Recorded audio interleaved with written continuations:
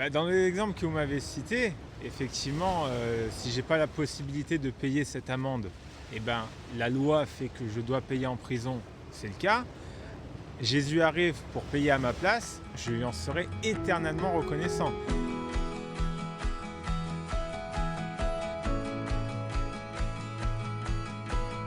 Qu'est-ce qu'il y a après la mort? Une réunion, une réunion Avec? avec la vie qu'on a pu avoir, les gens qu'on a rencontrés, les gens qu'on aurait voulu rencontrer, qu'on n'a peut-être pas eu la chance de rencontrer. On a une seconde chance peut-être par rapport à ça. Voilà. Vous croyez qu'existe le paradis et l'enfer? Euh, Peut-être pas le paradis et l'enfer, un lieu commun. Je ne crois pas à la distinction entre les deux. Vous ne pensez pas que... Bon, vous croyez que Dieu existe, mais vous ne pensez pas que Dieu est juste pour justement châtier, punir les gens qui ont fait des choses horribles sur la terre? Si vous allez, il y a une vie après la mort, donc vous êtes là aujourd'hui, Oui. imaginons. Est-ce que vous allez partager la table avec Adolf Hitler, par exemple? En tout cas, je discuterai pour comprendre. Est-ce que Hitler...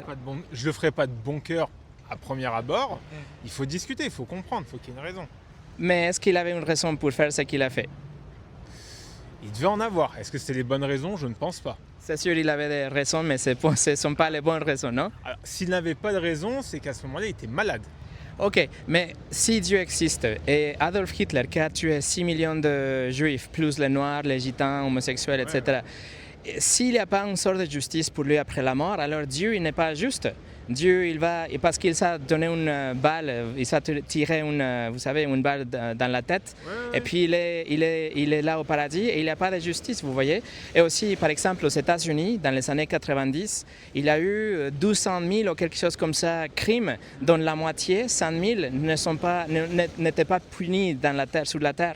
C'est-à-dire qu'il y a 100 000 personnes, par exemple, qui se baladent quelque part et qu'un jour seront devant Dieu. Est-ce qu'il ne doit pas le punir après?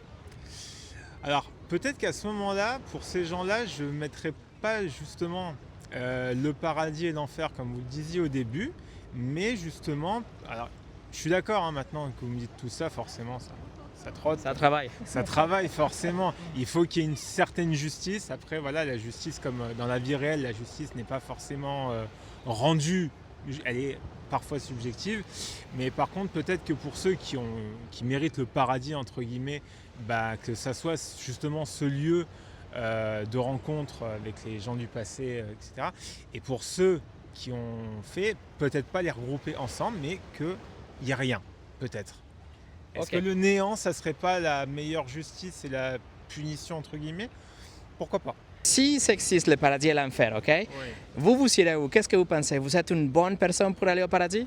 Je pense pas avoir fait des choses pour aller en enfer, en tout cas. Voilà. Vous avez jamais entendu parler des 10 commandements? Oui. C'est les commandements que vous avez dans la Bible catholique aussi. Donc, le 9e dit qu'il ne faut pas mentir. Mais vous avez jamais menti dans votre vie? Oh bah si, Le 8e dit qu'il ne faut pas voler. Vous avez jamais volé dans votre vie? si. Le 3e dit qu'il ne faut pas utiliser le nom de Dieu sans respect. Vous avez jamais dit « Oh mon, oh my ». Oh mon Dieu, si. Alors là, Vous venez de le faire. ouais, sûrement. Oui, donc même si c'est quelque chose de culturel, où on fait juste parce que ça fait partie de notre nature, ça s'appelle le blasphème. C'est quelque chose de grave. C'est le 3e commandement que Dieu a dit qu'il ne faut pas le faire. Le numéro 7, par exemple, dit qu'il ne faut pas commettre de l'adultère. Si vous êtes marié, il ne faut pas aller avec quelqu'un d'autre. Mais Jésus a dit que si on a le regard avec la convoitise, si nous voyons quelqu'un avec le désir charnel, c'est comme si nous avons déjà commis de l'adultère dans notre cœur. Donc, si nous l'avons déjà fait, nous sommes aussi coupables d'avoir transgressé le 7e. Et le 6e dit la même chose. Il dit qu'il ne faut pas tuer. Mais la Bible dit que si on a la haine vers quelqu'un, c'est comme si on a déjà tué la personne dans notre cœur. Oui. Donc, la haine vers un politicien, une copine, je ne sais pas, c'est le meurtre. Donc, si Dieu vous juge par rapport à cet standard, Maxime, qu'est-ce qui va se passer avec vous? Vous serez coupable ou innocent? Ah bah je serais coupable, bien entendu. Et alors, ça serait l'enfer ou le paradis pour vous? C'est à Dieu, non, j'allais dire à Jésus, à Dieu de juger. Mais selon ce que nous venons de discuter, ça va être le paradis ou l'enfer? C'est compliqué. C'est à lui de juger. Moi, j'ai pas la réponse en tout cas. Je l'ai. Ah, vous l'avez, vous allez me le dire. Et ben, comme ça, Non, non, honnêtement, c'est l'enfer. Et c'est quelque chose que ça me concerne parce que le standard de Dieu est tellement élevé, tellement haut, qu'on ne doit pas être de Hitler pour aller en enfer. Il demande la perfection dans notre parole, dans notre action, dans notre pensée. Et si nous n'avons pas la perfection, alors c'est l'enfer pour vous et pour moi. Qu'est-ce que vous pensez de ça? Ah ben, je suis totalement... Dans la logique de ce que vous racontez, c'est totalement logique. Il y aura très peu de gens au paradis à ce moment-là. Il n'y aurait personne. En fait, il n'y a personne qui est parfait. En fait, nous devons tous aller en enfer parce que personne n'a gardé le commandement de Dieu. Nous avons tous volé, menti, commis de l'adultère, la convoitise, c'est le numéro 10. Le 5e dit qu'il faut obéir nos parents, etc. Le numéro 1 dit qu'il faut aimer Dieu par-dessus de toutes les choses. Donc on a tous transgressé la loi de Dieu. On doit tous aller en enfer. Mais Dieu est tellement riche en miséricorde que c'est pour ça qu'il envoie Jésus. Et Jésus est venu pour vivre une vie parfaite. Il n'a jamais péché. Il n'a jamais menti, convoité, volé, etc. Mais après, il a donné sa vie parfaite en sacrifice pour payer pour vous, pour tous ceux qui vont croire en lui. Donc, imaginez-vous que vous êtes devant le juge de Paris et vous devez payer 1 million d'euros, mais vous avez que 10 dollars dans la poche. Et donc, il doit vous punir, il doit vous envoyer en prison pour toute votre vie. Mais cette personne qui s'appelle Jésus se met entre vous et les juges et il paye votre dette, il paye votre amende. Maintenant, les juges, ils peuvent vous laisser partir, pas parce que vous le méritez, ou pas parce que vous étiez une bonne personne, mais parce que quelqu'un a satisfait de la justice pour vous. Vous voyez, c'est ce qui s'est passé avec la vie, la mort et la résurrection de Jésus. C'est pour ça qu'il est venu. Si il avait quelqu'un parfait qui pouvait aller au paradis par ses propres œuvres, alors il ne fallait pas qu'il vienne.